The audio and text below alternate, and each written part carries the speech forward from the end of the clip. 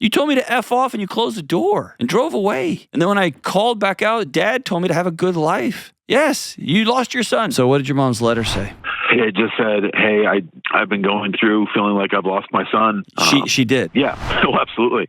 She did, 100%. I have a rule in my life that I only have conversations like this with people who can hear them. If you don't think they can hear you, the fact that she's saying, I don't know what happened, I feel like I lost my son. Like, yeah, you told me to F off and you closed the door and drove away. And then when I called back out, Dad told me to have a good life. Yes, you lost your son. You told me to leave. Like directly, not even behaviors of language. Like you told me to leave. And so if there was a letter that was like, oh my gosh, I realized I pit you against your wife. I was wrong. I messed this up and I want to start from ground zero. I would honor that. I would. But even just you telling me what that letter says is more of like a backwards, like, I don't know what happened. I just don't know what happened.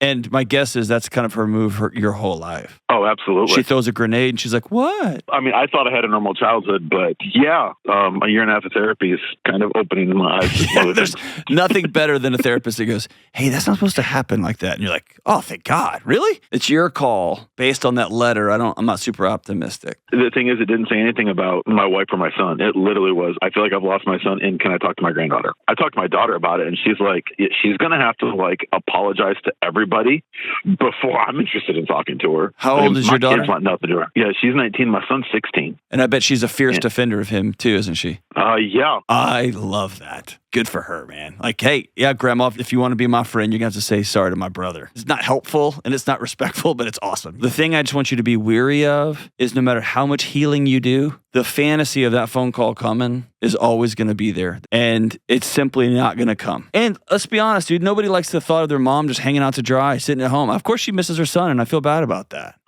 But it's not your job to circle back and become a Xanax for her. You've been making her feel okay for your whole life. It's just not your job. It's her job.